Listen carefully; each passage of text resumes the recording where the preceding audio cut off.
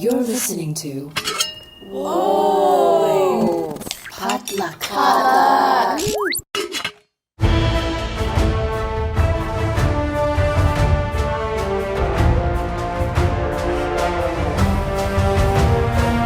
Welcome to Marvel Makeup. I'm Quincy. And I'm Kay, and this is a podcast where I teach Quincy a little bit about Marvel. And I teach Kay a little bit about makeup.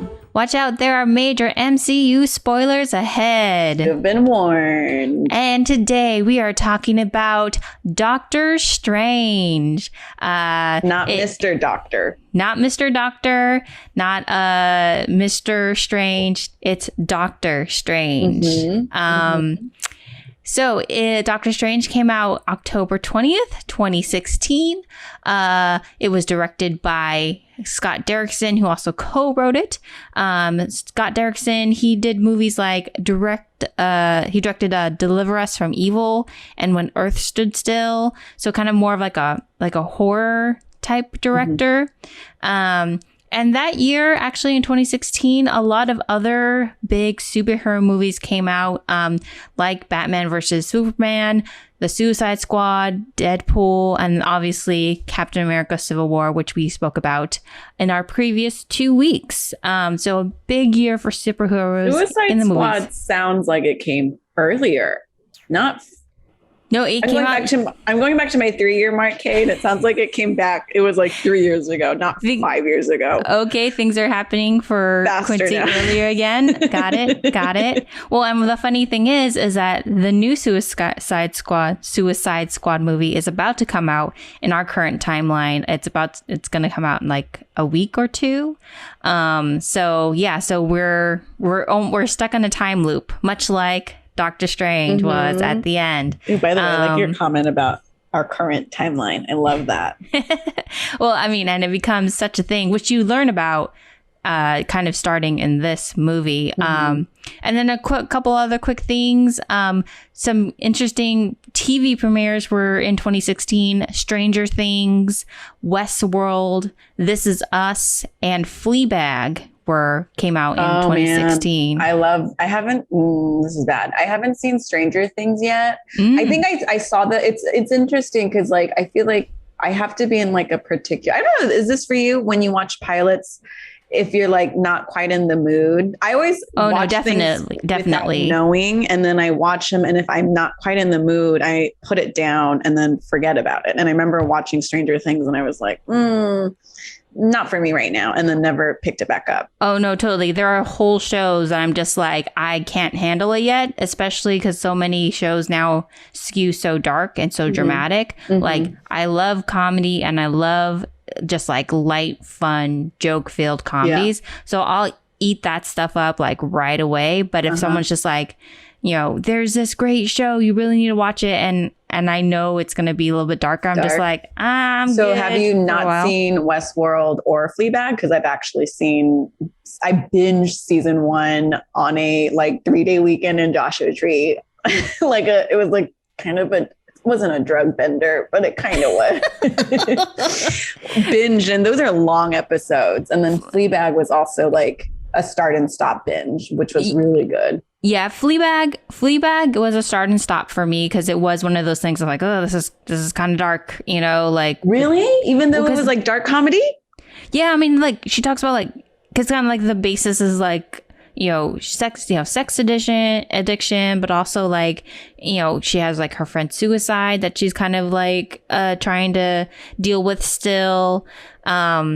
Yeah. And then Westworld, I was kind of on board from the beginning just because I like that sci-fi stuff. And it was enough that like there's enough characters and things kind of like happening that I was just like, okay, I'm still intrigued. But I didn't watch the most recent season. I haven't watched. I tried to start watching it, but I was just like, okay, this is still okay. Yeah, I was like, I'm good for a little bit on this. Yeah, I think season 2 for me was a little. I think they go. Have you seen season 2? The start of it? Yes. I think they go like to the outside world, and I really didn't like that. I was like, no, stay inside, even though they. Westworld spoiler destroyed it. Yeah. I mean, and then it got to the point where it's like, I mean, we're now talking about Westworld, but like they had a whole thing with like timelines and then it got confusing. So yeah. So, but maybe, you know, again, down the line in a weekend where just like there's nothing else, you know, maybe I'll put it on. It. What a great year for movies and TVs. Yeah. 2016. Groundbreaking TV. Mm-hmm. But now let's go ahead and dive into Doctor Strange, starring Benedict Cumberbatch. And, you know, who I mainly learned from as being Sherlock Holmes in the BBC drama. And so I really loved him from that. Was really looking forward to seeing him in this. Quincy, just off the top, what is your take of Doctor Strange? I know you have thoughts. Speaking to Benedict, and I didn't know Rachel McAdams was going to be in this movie. Yes, Rachel McAdams. Fucking love her. Regina George. Yes, she was in the new Eurovision with Will Ferrell. Yes. She's so like, I think she's seriously underrated as a comedy queen. And I think she oftentimes, unfortunately, I love that we're burying the lead to what's probably going to be the hot topic of this episode, just so I can praise Rachel McAdams. I watched it, and, you know, I think because of Notebook, she's kind of relegated to the heartbroken girlfriend, and she obviously can do so much more. And I was like, I would love to see Rachel McAdams kick some ass. Yeah. I hope totally. So. I hope that storyline comes through. Oops, sorry, I dropped a makeup brush. I hope that storyline comes through because, like, she's so phenomenal as an actress. I think she is cast in the second one. Which is going to come out March of next year. And I think also, I probably should look this up, but I think the character that she plays is an MCU character. So, I mean, it's like a character that has a deeper story and gets more involved. I just don't want her to be another Pepper Potts. We already have one. I mean, she's obviously brilliant and smart because she's a surgeon. She's a doctor, yeah. She, you know, it's Doctor Strange's like go-to person that he absolutely trusts. But I want to see Rachel McAdams kick some ass and not just be the man's girlfriend. Agreed. Yeah, and I agree that she's very underrated as an actress. What's interesting is she actually had a little bit of action in funnily enough, one of the Sherlock Holmes' movies. Yeah, that she was a Robert Downey Jr. Yeah. Which is so funny because it's like Benedict Cumberbatch played Sherlock and Robert Downey Jr. played Tony Stark and Doctor Strange is kind of played like the girlfriend in that movie too. Well, no, she was kind of like the female love interest for a second, but she also kind of had her own. She kind of had her own mission. So a girlfriend without the title. No, she definitely did more. She had some action where she was like, you know, had some knife wielding type action in that movie. Do you remember? I didn't watch it, but okay, the way you described it sounded so anticlimactic. Like, knife wielding? Like she wielded it. It made it sound like she was wielding a butter knife. Well, you know, in that era, like, you know, women had to like pull knives out of like their skirts or whatever, or their hair. So it was always like very small. Yeah. It was a dagger. Yeah. I think she was also a thief in that movie. I think she also stole stuff. Yeah. So she was kind of like a rogue. A klepto. Yeah. Pickpocket. And yeah, so okay. So yes, so Rachel McAdams. Yes, I wanted to see her. Underrated, underused in this movie. Would love to see more of her in the MCU overall. But overall, in general, what were your main thoughts about the movie? I guess the guest star of this podcast is this makeup brush. Because I am emphatically using it. I texted you a third way through the movie, and I was like, Kay, I am having a hard time watching this movie.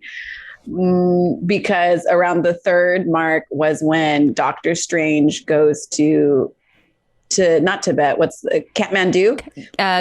It's like called Kamartosh. Oh, but I think he mentions later on, like it's in the country of Kathmandu or something. Yeah, it's like Kamataj. Yeah, it's like in the Himalayas, I think. Okay, so I am so sad because he goes east.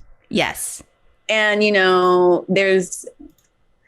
It's the East, not back East. It's the East. And you can tell it's an East with a capital E, as in the mystical East, as in the Oriental East. Yes. And he goes, and other BIPOC people help him get there, which Pangborn, I don't know if he is Latinx or not, but he's just a darker skinned fellow. And then Mordor comes. Yeah. Benjamin Bratt's character. Yeah. The guy who went before. Yes. And I'm like, these guys literally help him find the way. And it's a white lady. And I love Tilda. Yes. She's phenomenal. I love her. And I was like sad because it was such a missed opportunity to cast an Asian person, maybe a South Asian person. Yes. And you're seeing this country that is obviously Asian. And then even the martial arts of it all looks, I don't know if it's Tai Chi or not, but it looks like an Eastern practice. And then to have a white cast, I don't know, the two leads be white, and then they're in Asia and it's two white people. And unfortunately it's the two whitest people. And it just was sad. It was sad. I mean, even if they cast a different person of color, just the missed opportunity.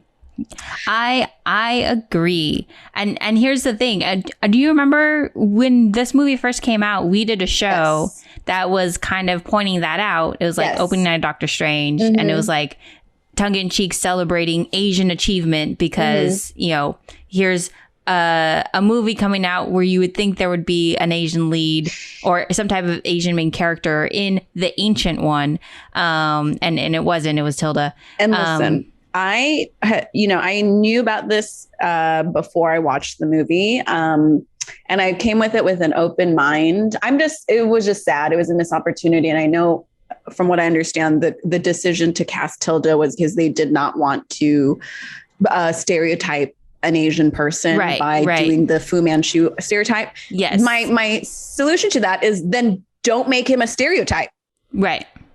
Don't play into the type, but feel free to cast a person of color. Don't have him have a long wispy beard, look like Mulan's dad, have him in a shroud of robes, give him a full character arc, give him costumes that none of the Marvel costumes look, I think, specifically to one kind of origin that plays into a type.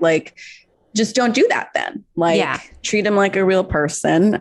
So again, and I think, I don't know if we've talked about this, but again, I think this is just a larger thing is I think that's why it's important to have up at the top people of color at the table when these conversations are being shared, so that these things don't happen. True. Yes, totally agree.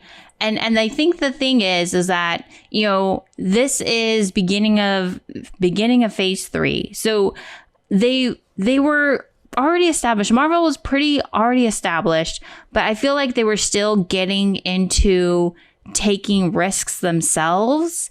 'Cause I feel like they in order to shy away from doing a stereotype for the Ancient One, who in the comics, I believe is actually an Asian man, an actual, Fu Manchu type. And they didn't want to play into that type because they didn't want to, kind of shine how kind of problematic that character was back when it first came out. But I agree with you that then why not make it an Asian woman? Why not make it a Southeast Asian woman? Why?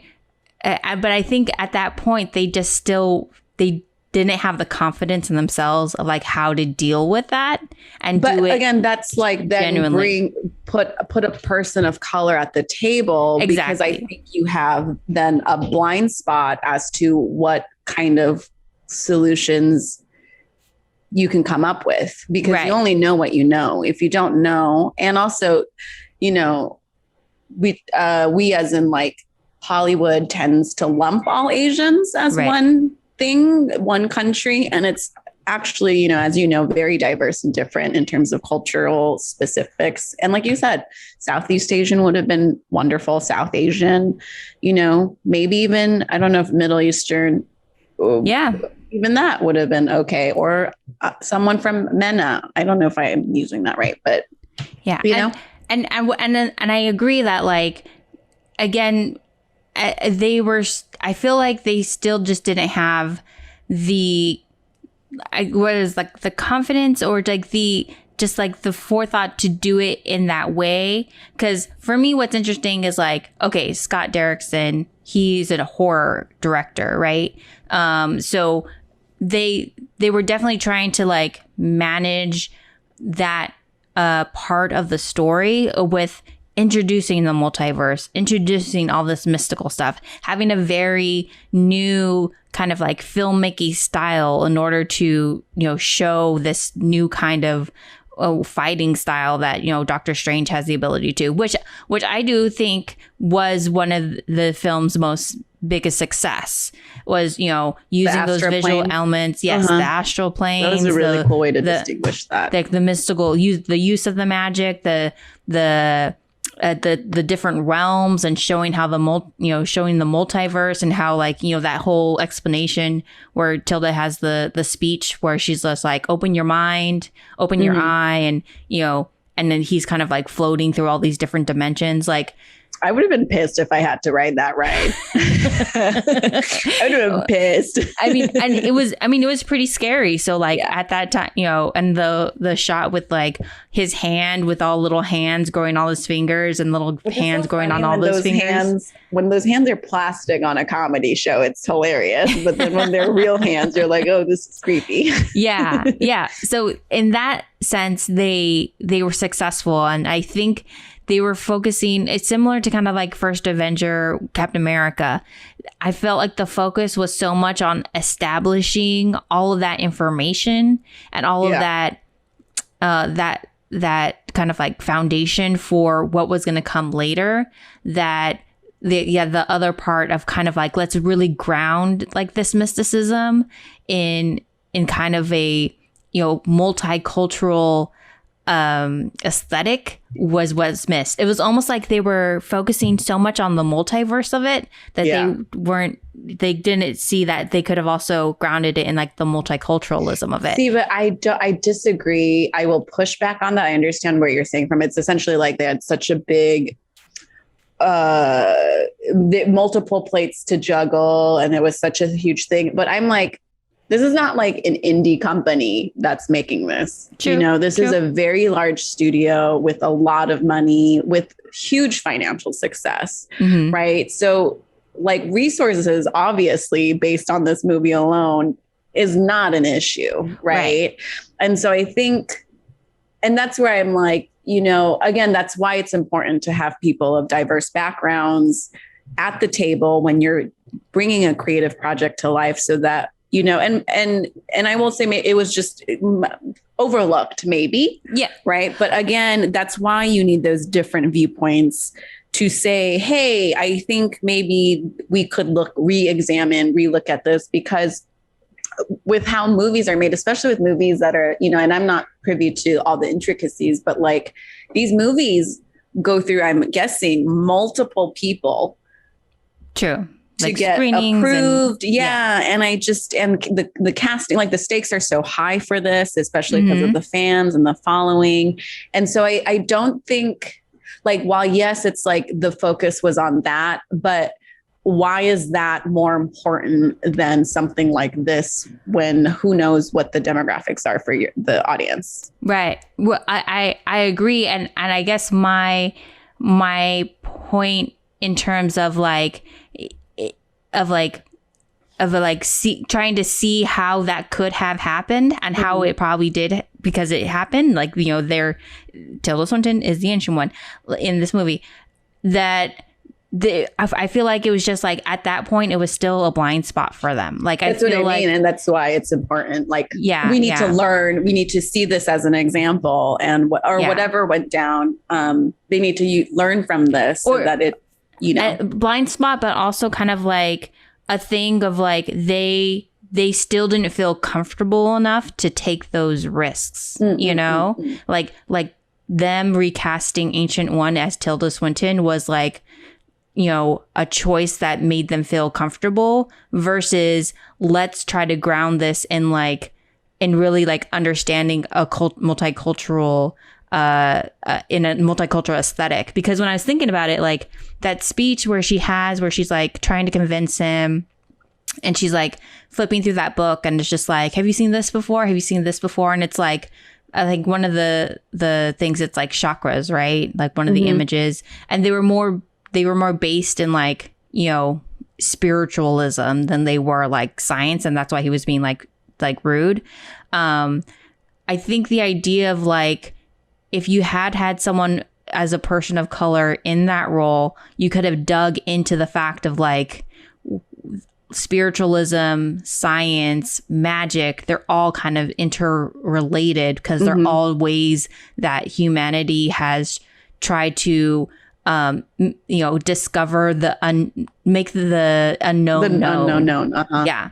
So if you were to have a multicultural point of view of that, you're just like, it's all the same, you know, Christianity, Buddhism, Hinduism, it's all science, magic, it's all interconnected in a way. And then that way, but again, that's kind of a major thing. You lost me there. What?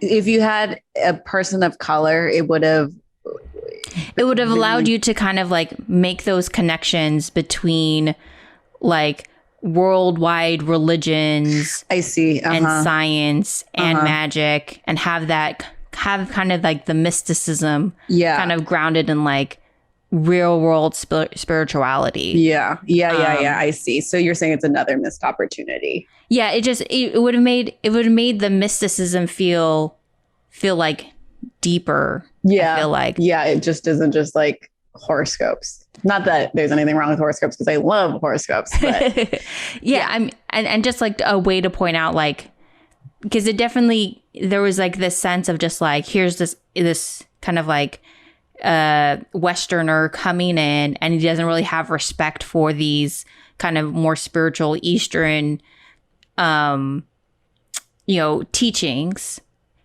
And so, but the thing is, it's like, it's not like they dive into like, here are like legit Eastern teachings. They're just like, oh, you're a Westerner, the Eastern stuff, spirituality stuff doesn't, you know, you don't respect that. I'm gonna literally open your eye, which is related to like Hinduism, right? Yeah. And so I didn't even catch that, but you are right. Yeah. And so like, and then he sees it all. So like, you know, you literally have like, you know, multiple, a white lady using like Indian religion to reference opening his experience. The third eye. Yeah. But I feel like that, and I have seen like articles where I haven't read the whole article, but it's just like Kevin Feige admits there were missteps with casting of Tilda Swinton. So I feel like even I think it's just a thing of the industry of just like, even at that point, they had all the resources, they had such an established, but they still, because of the way things have always been done in this industry, like they still hadn't taken that extra step, that extra risk to be like, let's really rope in like some a point of view that can really turn this on its head, you know, which I think they are doing a lot more now, especially with, you know, I mean, we haven't gotten there yet, we won't get there for a while, but Falcon and Winter Soldier, like after that, I can't wait for you to watch that, because they talk about a new point of views and widening. Because I think that's what we want now too, is like, we've seen these stories. So it's like, what kind of different perspectives can you bring to share?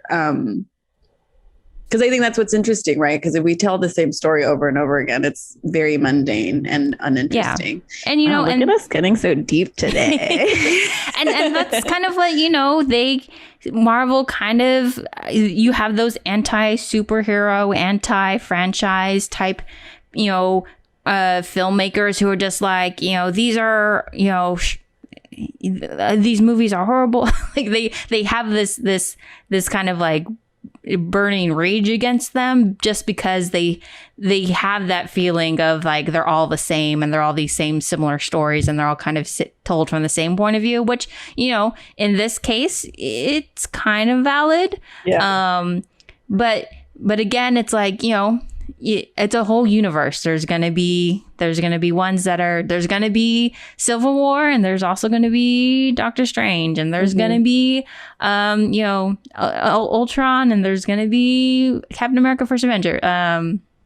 So it's a wide expanse. I will say though, watching this a second time, the fact that they do introduce the multiverse, that kind of did go over my head the first time, because they were like, and that's the thing too, they were really having to dig into like, there's a multiverse, there's different dimensions, there's mystic arts, and so I think that's also where their headspace was of like, okay, we really have to like establish all this information, and then like, you know, the time stone, that's kind of a major introduction, another infinity stone, and just trying to lay that foundation, and like I will say that when it came to the visuals, when it came to that last scene, that big action scene with like, you know, them time standing still and then things rewinding and then them kind of like breaking out of it and then really fighting among, that was really well done. Things rewinding. Like I was like, okay, I was like, oh yeah, this is cool. You know, can I say where I laughed? It was not a joke line, but I laughed. Was, I forget who said it, but someone goes, and Earth will be mine, or someone said, or something that, or like, Earth will be like my crown jewel. And I'm like, who would want us? I like laughed and I'm like, y'all haven't done your research because we're a mess. Because, you know, by this point, this is like the fifth baddie being like, Earth will be mine. And I'm like, you know, guys, we're a mess here. Unless like Earth is secretly an infinity stone in and of itself. Like, I don't know if you visited, but we're a mess. That's interesting. Where did all these omnipotent beings get the idea that Earth was so badass and so awesome? It's like, I don't know. It's like the girl in high school who's like super popular and you look back and you're like, I don't even know if she knew why she was so popular, you know? Like, yeah. Maybe it's that thing of just like everyone keeps hearing of this Earth and everyone's just like, oh, this Earth is so cool. That's hilarious. And none of them have ever actually been there. I've all heard about it. Yeah. And so when they're like, we need to conquer a place, they're like, let's get to that Earth. Yeah. That's funny though. I just was like, no, you sillies. No. The only other thing to it, Hong Kong, to it being set in Hong Kong, and I know they probably couldn't do New York again because, you know, they just saved New York. I was like, man, this is also weird, just them saving another non-white country. And I guess I didn't notice it for the Slovakia. Am I saying that right? Sokovia. Because it's like Eastern European. So yeah, but like, POC. You know, I don't know if is Eastern Europeans considered. Regardless, it was just like also a little weird again than to be like, we saved China. Coming up in here having dimensional battles, and these people just, you know, want to sell their market food. The food was great though. When that food money shot, when it's frozen, he's doing surf. I was like, yes, it looks so good. Give me some. Yeah, but it was great. I also loved, I wanted to point out the Cloak of Levitation, mostly because I was like, was this inspired by Aladdin's carpet? Because this gives me magic carpet vibes. Yeah, it does. I mean, it definitely has, you know, magic fabric type tendencies because it's also a flying piece of fabric. Yeah, I get it. You know, definitely, I would say like probably the special effects and the movement of it are very much inspired by it. I wanted to see if you caught the roadie reference, the reference to Rhodes, to Don Cheadle's character when he's driving in the car. So when Strange is driving in the car and he's on the phone and someone's like pitching him different cases, and he was like, they're like, oh, we have whatever his, Yes, I wondered. Like, I wondered if that was wearing him. an armor. Yeah. Yeah, was that him? The one with the crushed legs or something like that? He was like the first or second one he pitched. Yes. And he was like, it's never. I wondered. I was like, I wondered if that was him. Yeah.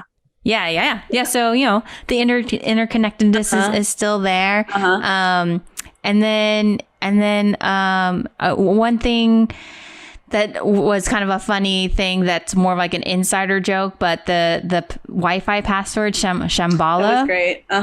Yeah, that's like a mantra that he uses like in the comics, but they're like instead they kind Doctor Strange uses in the oh, that's cool. That's a cool little Easter egg. Like, yeah. So that was I wasn't sure if you knew about that. Yeah, no, that's cool. And I do agree, they're when they're in the training center, it's very much like a martial arts inspired like temple, Hogwarts for adults. I thought Benedict Wong was super fun. But again, even then, like you could say he was playing someone very archetypical, the strong silent type. And that's a thing that also happens with a lot of Asian characters where they're like quiet and very strong and they don't get much lines. And I know part of it was like the payoff for him laughing at the end. Yeah. And then like at the end, like you didn't even see him die, but you saw him die, like, when they're reverse time and like, he comes right. And I was like, oh, of course he died. Like, and I learned that term is fridging, when you like kill off a character to create like an emotional stake for like the lead. Yes. And it was again was like missed. And I wish, there are plenty of actors here and abroad who are martial artists who could have really brought like a whole new level to this, of men or women who could have, I think really elevated. Again, Tilda was great. I think she did a phenomenal job. I loved her ending monologue before she passes. It was absolutely beautiful, but it just made me sad because it was a missed opportunity. Yeah, to have that more authentic kind of like feel, and feel grounded in like and all the kind of the cultural references that they were making. But again, very, very interesting movie. I wish there were some more jokes because they had some great jokes in there. And I was like, I'm glad that I got to the end credits and I saw the little reveal with Mordor. Modo. Sounds like a very Hobbit name. It is. Oh, is it? Mordor. His name is Mordo, and Modor, Modor, is the Lord of the Rings. Oh, Mordo. Okay. Mordo. Him. I remember when he leaves, I was like, oh, also he just had such an interesting story that we never got to hear. So then in the end credit, when you see him, and this is like essentially his villain origin story, it seems like, I was like, oh, this is very interesting and fun. Yeah. And that is kind of like, kind of the flip positive side to kind of like, even though he is a very interesting character, he is, a friend in this movie, but, they're hinting at him becoming an enemy. The fact that he doesn't get as much shine in this, you do know, since this is a universe, he probably will come back and you'll be able to dig deeper into his character. And there's potential for that. Yeah. Can we talk about the baddie in this? Sure. Dormammu and Mads Mikkelsen, or as they call him, Caecilius. Dormammu kind of looked like Thanos. Caecilius, to me, felt like, interestingly enough, he was definitely a badass felt more like a henchman, like a very lead henchman. And secondly, makeup was on point for the baddies, but also in the spirit of our podcast, it also looked like they had gotten broken up with and had mascara streaming down their face. They were breaking off with the ancient one and her way of doing things. Yep. And it was just, and I was like, y'all need to put some moisturizer and get that smeared mascara off your eyes. I mean, yeah, talk about Fleabag. That was her whole poster, like having the mascara running. Yeah. No, it was definitely an interesting look to make them look evil. I love to, when Doctor Strange does save the world, I did appreciate that time warp because I was like, man, how are they going to make this work with this like arrogant guy saving the world? Yes. And very similar to Tony Stark. Yeah. It felt like it was nice to know that like that time jump, that time loop. I felt like it was something he would have really thought of, which like I appreciated versus it was like, oh, of course he just saves us. Cause I was like, I wanted to know what that twist was. Yeah. And it definitely, cause he is so dissimilar to Tony and like his attitude and is kind of a bit of a narcissist, and, egotistical. It kind of did show how he's different in terms of like, he was strategic in the way that he, battled the baddie. Who wasn't just trying to like, bomb him or like shoot him up. It was, playing with his mystical, playing with his mystical knowledge that he, studied. So he spent his time, reading books to learn how to do his magic. Just another a couple other quick things to mention. Stan Lee's cameo in the bus. That was fun. Wait, really quick. Okay, so is today's lesson read books, kids? read magic books. Sorry, that was my cat pushing my water bottle. That's funny. Read tomes. Yeah, which is it's another funny thing because it's like how. I mean, if they had made even Doctor Strange a little bit more like Asian, it's like very Asian, like reading a bunch of books, like studying up. Like, I wondered that too, because I was like, man, what if, if we're going by stereotypes here, like what if Doctor Strange was an Asian man, right? And like a doctor. Yeah. I mean, yeah, it's so funny when you're thinking about stereotypes because it's like there's no type for white people, like Caucasians. Well, because they're told they're everything. So but the idea of having to them play into any specific characteristic, they never have to deal with like that, like the struggle of because they're all seen as white folk are seen as individuals, whereas we're seen as representative different of community. And so it's such a struggle to be like, are we playing into a type? Are we not playing a type? Or can they just have that characteristic? I think, there was something with, there's casting. In college, I was auditioning for this play. And I remember the senior came up to me and was like, oh, you're auditioning. I had gotten a call back and I was really excited. It was a dark comedy, Pterodactyls by Nikki Silver, I think. And there's a daughter in this scene who is a hypochondriac. It's like a fucked up family. And a senior came up to me and was like, oh, you're not going to be in this. This is a white family.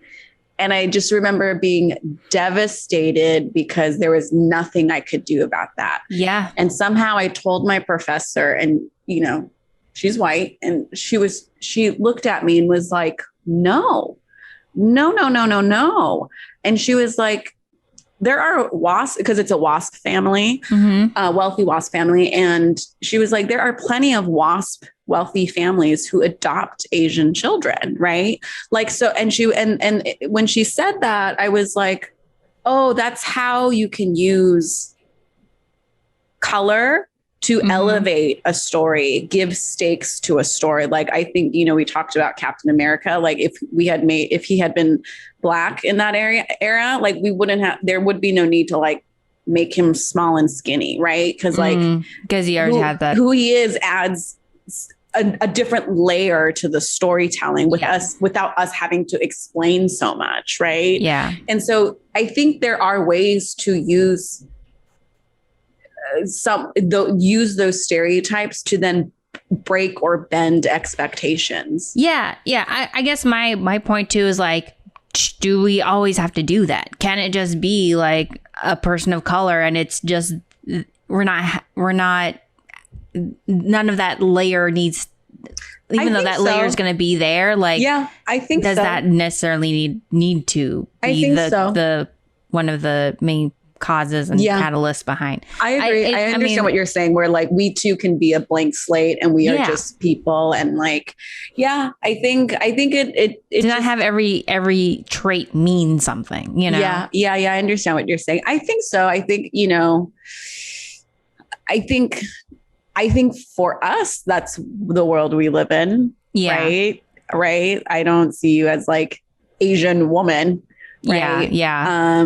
I don't see my friends as like their race first. But I think, that's all a boulder we're all slowly trying to push. Yeah. And like you said, it's, the creators, the people who are in the power of making these things, what perspective they're coming from, which allows us to either who they're exposed to, right? Because being around different people will expose you to different things. Yeah, and help you normalize the kind of diverse, that normalize diverseness being normal, or like what diversity even means. Like, I look at my friends and it's like, in the lens of the world, it's a very diverse group of friends, but I'm not sitting here being like, my friends are so diverse. Like, these are just my people. Yeah.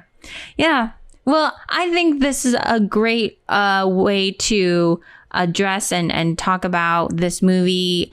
I will say one last thing. Chiwetel Ejiofor, I hope to see him more. I've always enjoyed his acting. I thought he was very strong in this. And I look forward. I always, so much has happened since then. I'm always just like, when is he coming back? I need to see more of him, more Mortal. Just the beginning of seeing more of the mysticism, the multiverse, the mystical, quantum, all of that kind of like, sparkly dimensional stuff was very cool to watch. Had a dimensional breakthrough timeout in the end scene when Doctor Strange is with Thor. Yes. And he's refilling his beer. Is that him doing the reverse time thing over and over again? No, it's not, because then Thor would have spit it back up. Or is it, I had it and then I lost it. That's him doing that. Yeah, I think it's him just doing a trick, like him just, endless bottomless beer mug. Yeah, for what Thor. A cool parlor trick. What a way to steal my heart if I were still in my teens. Wink.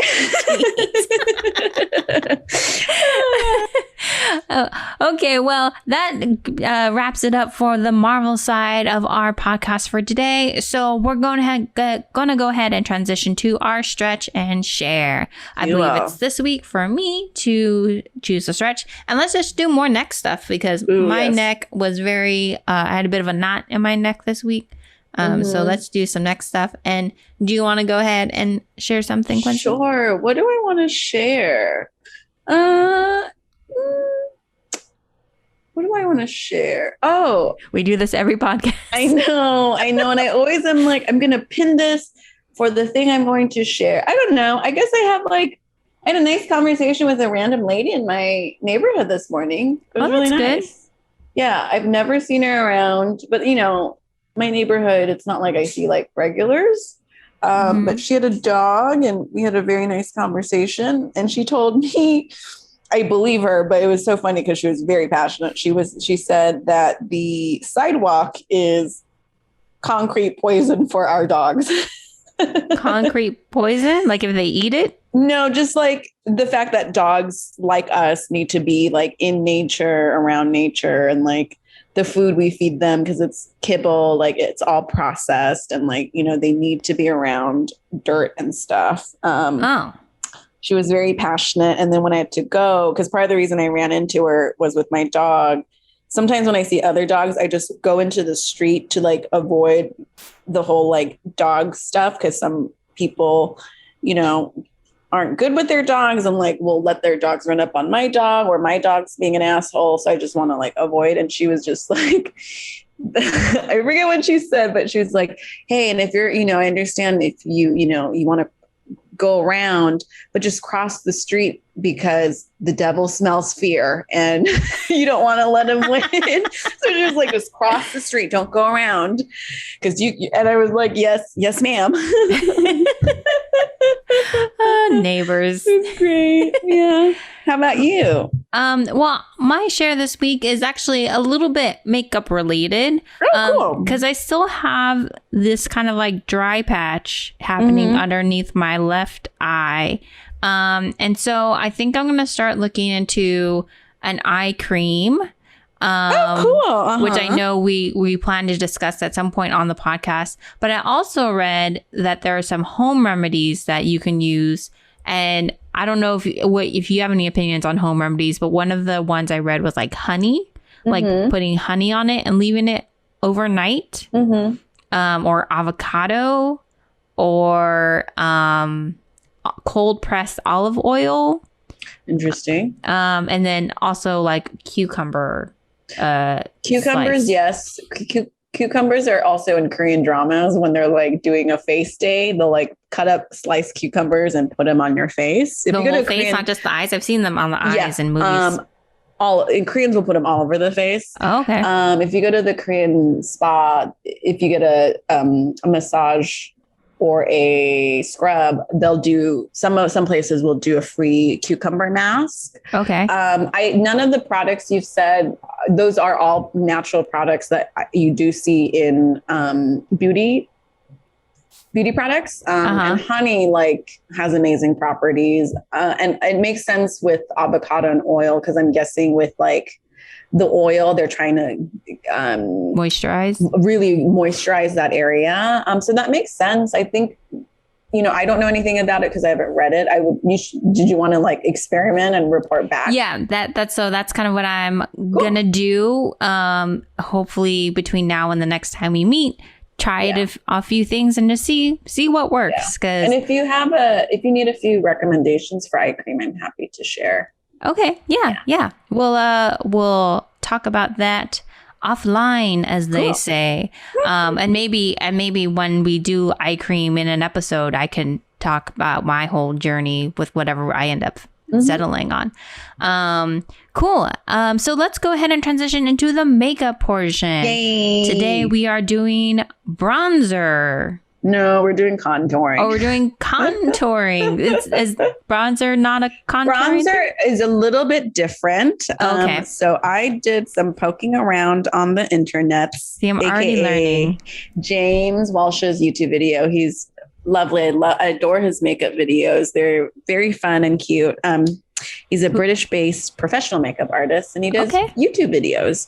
Cool. And now I think he's on TikTok. So one of the things I also learned was in terms of contouring. Right now, I think maybe it's a little phased out, and I feel like maybe Kim Kardashian gets the credit, but she probably doesn't deserve it. Like they I think really brought in like contouring, and what contouring really is, it's about giving dimension to your face, right? Okay. So you're using a dark color to create like to emphasize kind of like the shadows on your face to give it like bone structure. And then you're using a lighter color, your highlighter, to create like a pseudo light. Like see how there's a spot on my forehead where the light hits. You can see how my cheekbones are lit so you're using makeup to kind of create this natural, so to speak, look on your face to bring, shapes to my face, hence contouring. Okay. First question. When you contour, is this a replacement for like blush, since it sounds like it's in the same spot? No, it's not.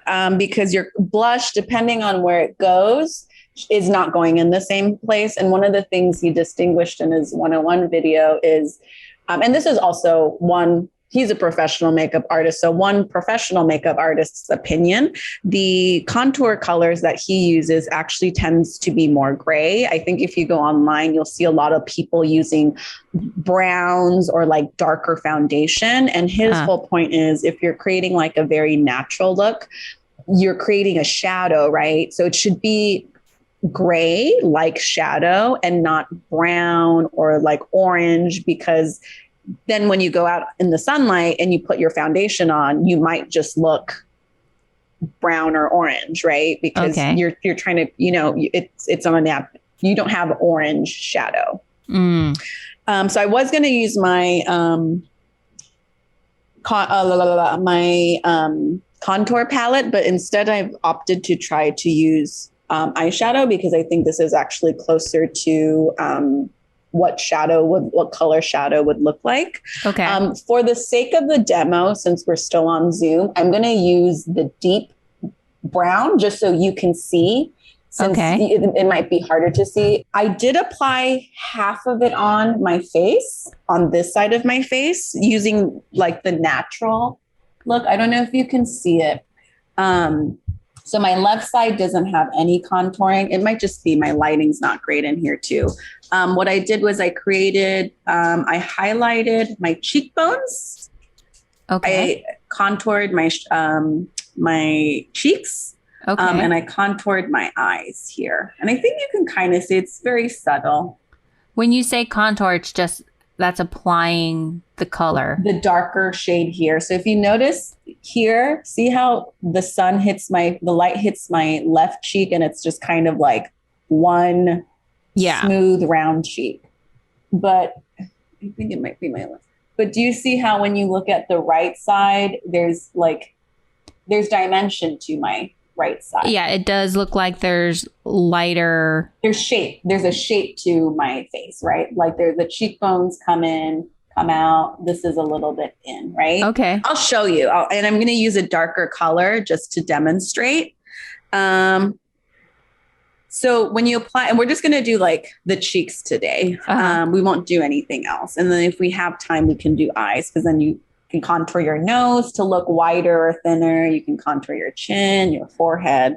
So I'm going to use the darker color first to go in. What you want to do is you take your contour for your cheek. See how the tip of your ear is right here, and it creates like a line right here to your, like below your temple. You'll create a line from here down to your face, but you don't want to bring the shading down to your lip, right? Because that just looks kind of strange. So what you want to measure is like the pupil of your eye. So it comes like here for me, right? To like the outside of your pupil. Yes. So I'm going to... Along the line from the top of your ear. If it were like your hairline. Yeah, right here. Okay. So I'm going to use a darker color. Okay, and you're just brushing it in kind of like a downward motion. Towards your mouth. Oh, and the way you want to catch shadow and light is if you want to see light, tilt your head up, and these are all the different places I could potentially highlight, right? If you want to look at the shadows, you tuck your chin and like look around and see how this creates a shadow right here. So this is where I know I can place my shadow. And I think with this technique, you're doing it to what works for your face and not what someone is saying you need to place on your face. Yeah, and you'll be tilting. So here you can see there's like this area here, right? Yep. Can you see the application? Yeah. And yeah. So, okay. Yeah. I'm seeing it. And then do you see how it's creating like a natural shadow here? Yeah. Yeah. It's automatically making what's above it look lighter because it's darker. And do you also see how it's like creating that, like emphasizing my cheekbones, right? Yeah. Yeah. It's making the top part pop more because it's darker. Yeah. And so when the light hits the top part, it there's more of a contrast. Yeah. So I use this brush to apply it. And then again, we're using our big fluffy brush to buff it out. And don't do like line swipes. You want to use circular motion. Yeah. To buff it out. To buff it. I'm still struggling with buffing because to me it feels like it's just moving the stuff around. Yeah, buffing is diffusing. So you're going like this. If there was like sand on my hand like this or a powder, and it was like in a mound here. If I buffed it, you're gently diffusing the area it covers, right? And how can you tell it's been diffused? Because you'll see now, Kay, like the line isn't there anymore. And now when you look at my face, it looks more like there is a shadow there, but there's no like, oh, she put brown stuff on her face. Okay. So it looks like it's covering more of an area than it is like a angle. Yeah, like you can't see the application. Okay. Like the harshness of the lines are gone. Okay. So do you see now there is a shadow, even though I have my cheek up to the light, there is a bit of a shadow here and it's creating contouring on my face. Okay. Huh. So then, oh man, the thing is, it's so subtle. It's so subtle. It's so difficult to be like, I see it now, you know? Mm-hmm. But I think since I did see you apply it, I do see the difference now between when you first started. Yeah, because before it just looked like a round. Yeah, it was all kind of like the same shade. Yeah, it was just round, and now there's a little bit of shape to it. Yeah, maybe I should have done it with my other contouring kit so you could see the stark difference. Well, I have what you were saying, like the darker colors. Mm-hmm. So I think those are gonna work. Yeah, and then let me just finish the cheek highlight, and then we'll walk you through it. So then again, we want to do the cheek here, right? I'm looking to see, and it looks like it's here. You don't want to do it here because if I make this, we don't want the highlight to be too close to my eye, because then look, that's what it would look like. See how like the light makes the eyes look squished? So it's like, okay, where does the light bounce off? And it's like, let's do here. Okay. Yep. So do you see, and I think you might see it more with the highlight. Yeah. You can see that. And so I don't want just a white light stripe right below my eye. So I'm gently buffing. So it becomes more of an area. Uh-huh. Huh. Yeah. Huh. And now it looks like my face is going in more. Yes. And then the difference between bronzer or a blush would be you would put the blush, depending, remember we were like, do you want it like round circular to be like younger or angular? You would place it right, here if you on the apples of your cheek, if you were going for a more youthful look, or down here. But see, again, that's not where my highlighter is, right? My highlighter is on my cheekbone. Would it be? My blush is on my cheeks. Okay. But they kind of would go over some of the shadow, right? The blush? Ideally, I think it would probably be in between your blush or your highlighter and your bronzer, or your contouring. And then the bronzing would come in because, again, we're using like a lighter, like ashier, like neutral looking color to create the contouring. So you would use the bronzer then to go and put the color back on your face. Oh, okay. And the bronzer, that's something completely different. Yeah, it's like they tend to be in like gold colors, gold hues, to make you look tan. Yeah, tan, warm, like you've had some sun. Oh, okay. All right. Okay. So what should I try? Try? Okay. So I am working with like the darker colors that you were talking about earlier. Yes. So we'll see how this goes. So I should take this smaller brush, right? Mm-hmm. And I do the darker one. Mm-hmm. Okay. I'm going to do the darker one, and I'm going to do this side. He's pointing to her left side. Now I'm trying to decide if the left side is the one she wants I should do this side. Great. Do the right side. Yeah. Okay. So top of ear. Look at your face. Yeah. here. And then I'm gonna go, and then let's see here. I'm gonna go. I have kind of He has the same amount of focus and precision as Doctor Strange in surgery. Okay.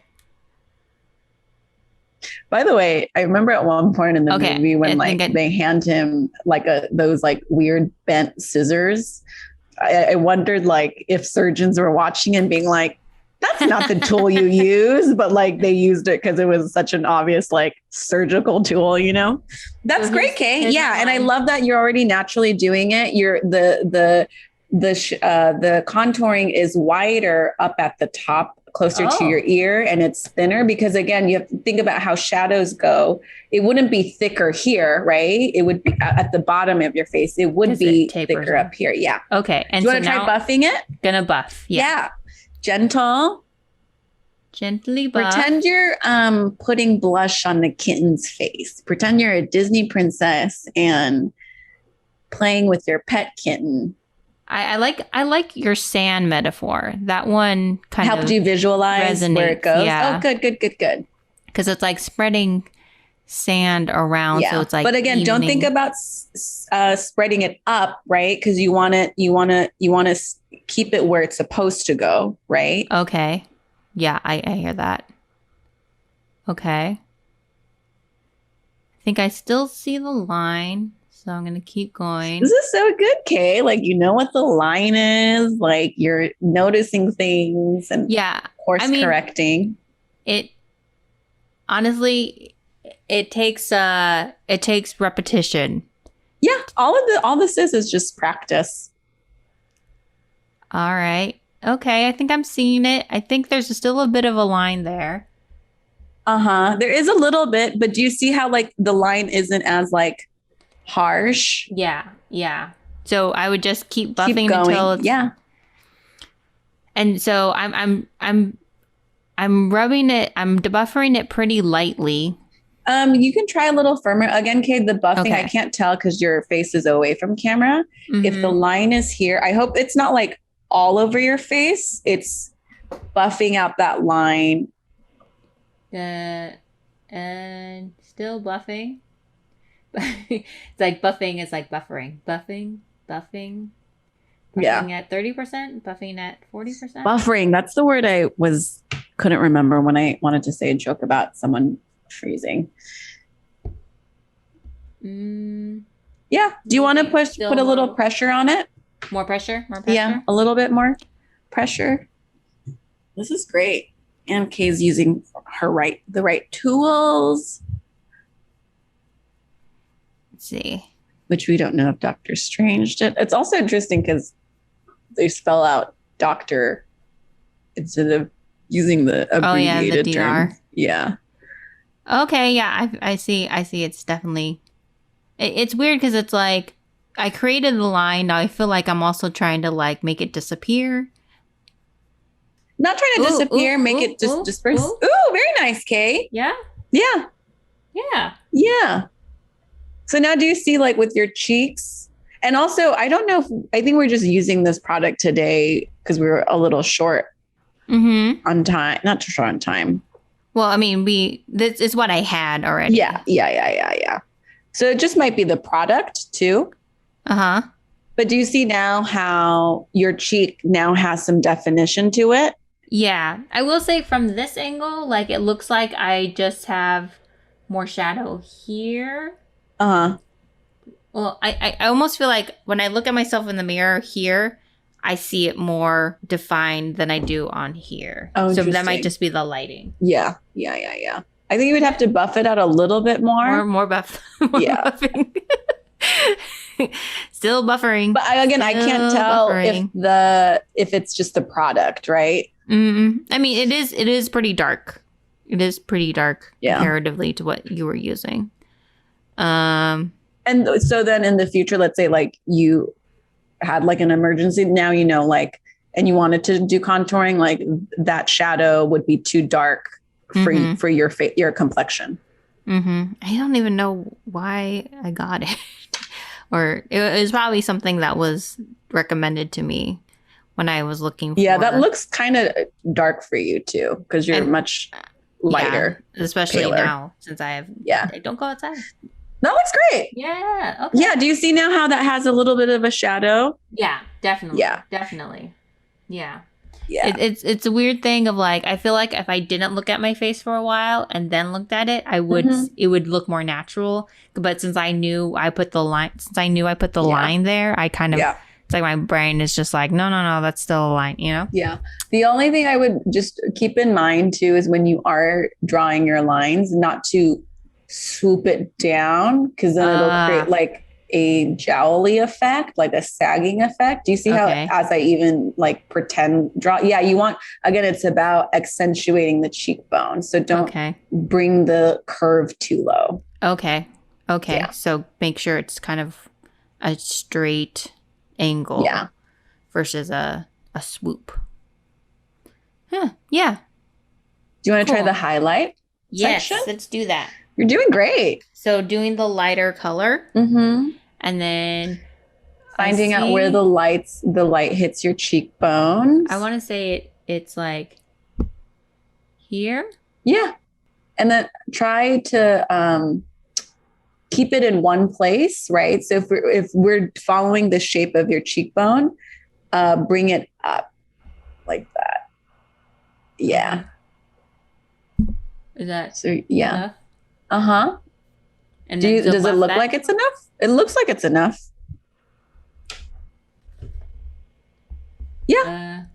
I'm gonna overdo it. Okay. And then again, Kay, do you see how where you're placing the highlighter is higher up to your eye, and that's not where your blush would go? Hopefully, right. It would be down here. Where your cheeks, yeah. And now that I drew the other line, I feel like I know I can figure out the space. Yeah, like I have a recognition what the space looks like. Yeah. Okay. And then now buff. Uh-huh. Right? And buff. And buffering. So in what situations would you usually do this type of thing? So I don't usually contour because it feels like a very heavy thing to do. It feels like a nighttime look to do because I think the contouring palette I was using was like not much dark. It was darker than this. So like it just felt like a lot of makeup to wear for daytime. Or like, would you wear it like on stage? Would you do a contour for like a stage? If it was a theatrical performance, it would really depend, right? Because again, if I have a really angular face, that says something about my character than if I have a very round face, right? So it would really depend. And I think the costume or, I don't know for theater, it's been so long since I did theater and like theater with a budget. So I don't know if there's like a makeup artist, who helps with that. How does that look? It looks good. Yeah, I feel like it looks good. I feel like it's still kind of, let me look. No, you know what? When I look at it this way in my mirror, I can see the difference when I look versus my other side. Yeah.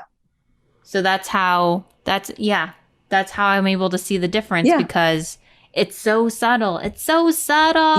Yeah. That's the thing about, it's like, make it so natural look. It's like, there's 10,000 things on her face right now to make this look so natural, Yeah. Yeah. And again, this new method, I think I would try if I were to go maybe on like a brunch date. But I think we talked about this before, like, because these are all new, even for me, it takes a lot longer than I expect because I'm so used to doing my regular makeup routine and I have that down and I can do that like in 10, 15 minutes. But for this newer stuff, it adds, time. So with this new technique, I think I would add it to like a brunch look because it's really easy. It's light. It doesn't feel heavy. And I think that's what I also appreciate about James Walsh's YouTube. Everything is like, I didn't realize how light you put on application. And even with heavier makeup, like nighttime looks, the application is still very light, but you build it up. Yeah, it definitely looks, it definitely looks built. Yeah. I do. Yeah. It's a weird thing of like, I feel like I see the difference when I'm able to look at it in contrast to the other side of my face. And I think too, this is a good note in terms of like makeup. You can wear makeup and it doesn't feel cakey or heavy. I think that's also maybe, I don't know if you had that misconception. I also had that misconception. I thought, if you contoured, you have to put a ton of makeup on, right? And like, this is a really natural way to. Because one of the first things I pointed out when we started was like, even like on foundation day, it was like, wait, we put moisturizer and then we put primer and then we put foundation and then, and it's like. But I think on another episode, you said you didn't put on primer and you realized the foundation was moving, right? Right. So, yeah. Wow. This is interesting. I'm surprised by how subtle, not how subtle is, but how I can actually see it. I can see it even though it's so subtle. Do you think it's your eye has evolved over the course of the podcast? Or do you think it's just you being able to compare and contrast? Maybe a little bit of both. Okay. I think also this I think buffering from now on. I think continual demonstrations of buffering on the various types of face will help me, because we started with buffering on eyes and that's such a small area. Like, it was difficult for me to kind of like get my mind grasp around it. But now that you're describing it and we're doing it on larger parts of the face, I feel like I have a better grasp on like, maybe we can just do a day where we do like a buffering thing. Because maybe I'll just do it like on my hand and you can see the color buff out. Like, we'll use like a really bright color so you can see where the colors, how it moves. If I just like stroke it, or if I, circular, or if I'm like lightly doing it, maybe we'll do that. And the thing too is like, I'm always kind of looking at things comparatively. So like, which helps. Yeah. And there's like, I was talking about, I've been watching like react videos of like, different people who shoot themselves reacting. And a lot of the women who do it, like they have really elaborate eyeshadow looks, and that like they look so vibrant. But at the same time, I wonder like how much buffering has gone into that and how much of it is just like the applied color. So so it'll be interesting to see. Yeah. And this isn't even continue like learning of how our to do nose. Like, you can buffer, you can contour your nose and give yourself a completely different nose. That's when it starts getting to like, like actual like makeup in terms of like, creating a different face. Yeah. Well, I think that was a very helpful demonstration and successful. Yes, very successful. Here's my thematic theme. Ooh, here we go. Just like, I think this is probably my shortest one. Okay. Just like how Doctor Strange explored the I already botched it. The time dimension. Just like how Doctor Strange explored the time-space continuums and the multi-dimensions, we explored the dimensions on our face. True. Yes. And my theme is similar to that, of just like Doctor Strange expanded his understanding of how to see things, and I feel like I have done that as well. I literally have looking at my face, and like I can see the difference, this subtle difference now between one side versus the other side. Yeah, we're the BIPOC Doctor Stranges. Oh, we did it! And we with the precision like focus Kay had in applying, definitely. In buffering, which is not what we're going to call it. I am the Christine Palmer to your Doctor Strange. We did it! Yay! All right. Well, then we're going to go ahead and wrap things up. Then.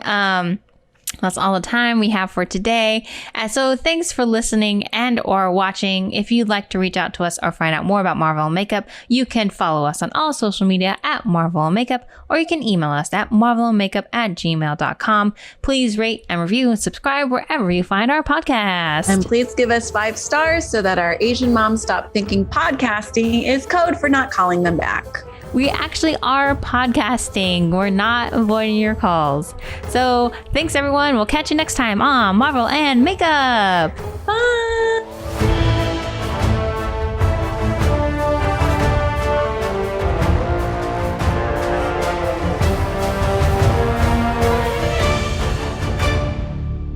Marvel Makeup is hosted and produced by Quincy Cho and Kay Kaanapu. Quincy is an actor-writer based in Los Angeles, California. Kay is a writer-performer for Filipino AF and an alum of the CBS Diversity Sketch Showcase. You can follow them on Twitter and Instagram at Quincy Dinosaur and at Kay Kaanapu.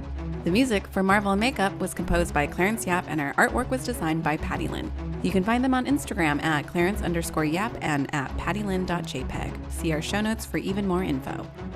Marvel Makeup is also a member of the Potluck Podcast Collective, a network of Asian American hosted podcasts. Please check out our fellow Potluck pods by going to the website podcastpotluck.com. Kathy? Kim? Steve? Where have you been? We haven't seen you for 7 years. Has it been that long? Uh-huh. Oh. I was on a fishing boat. Training. It's part of the plan. What training? What plan? The third season of the Korean drama podcast! Okay, we're doing this again? Okay, but there's no body switching in this one, right? No! The only thing we're switching is the fact that we're going to watch a good drama this time. From 2020 called Itaewon Class! A story about starting a restaurant and a dish that Koreans love called revenge. I thought you were going to say kimchi jjigae. I thought you were going to say juke. Those two. Koreans love those two. Listen to the Korean Drama Podcast wherever you listen to your podcasts. Part of the Potluck Podcast Collective.